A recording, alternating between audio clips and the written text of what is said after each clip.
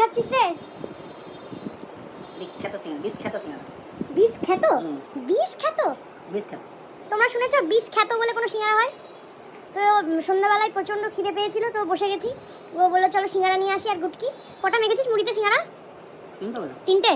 তিনটে সিঙ্গারা মুড়িতে মাখা হয়েছে। এই দেখো এখনো একটা গোটা আছে আর এখানে 4টে গুটকি আছে। তোমরা ভাববা আমরা কত খাই। হ্যাঁ ভাই, আমরা একটু বেশি খেতে ভালোবাসি, মুখরোচক ব্যাপারগুলো একটু বেশি খেতে ভালো লাগে।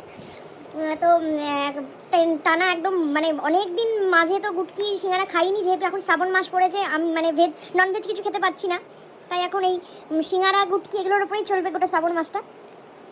ও দেখো এখন খেতেই ব্যস্ত, আর এদিকে ক্যামেরার দিকে তাকানোরও মানে সময়ই নেই। কেমন লাগছে খেতে? তাও আমার জন্য মেখে এনেছে, বিশাল ব্যাপার। খাচ্ছি তো।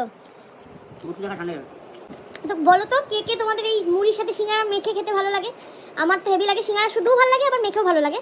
তো কাদের কাদের এই সিঙ্গারা মেখে সর্ষের তেল দিয়ে আবার অনেক সময় চানাচুরও দেওয়া হয়।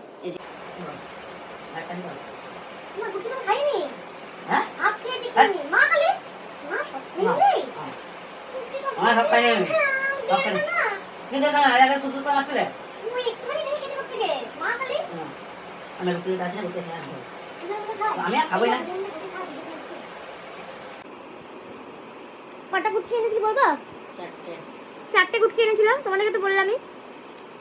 আর সিঙ্গারাও 4টে, মানে 3টে সিঙ্গারা মাখা হয়েছে মুড়িতে আর একটা সাইডে টেস্ট করার জন্য, আর 4টে গুটকি, যেটা ও দুটো আমি দুটো। আমি গল্প করতে করতে খাচ্ছি। অলরেডি উনি 2.5টা গুটকি খেয়ে ফেলেছেন। আমাকে বলছে তোমার এই একটা গুটকি পড়ে, তোমার একটা গুটকি রাখা আছে। দিয়ে আমি বললাম যে একটা গুটকি মানে আমি তো একটাও খাইনি, তোর থেকে একটু কামড়ালাম। ও অলরেডি 2.5টা খেয়ে 3খানা খেয়ে ফেলতো আর আমার জন্য একটা রাখতো। ভাগ্যিস ধরেছি, নাহলে ওইটাও কিন্তু খেয়ে ফেলতো। দিয়ে রাখলো। আচ্ছা আচ্ছা তাই বলছে। তুই খেয়ে ফেললি রে আমার 3টে, আবার খাওয়াবি। চলো খেয়ে নি।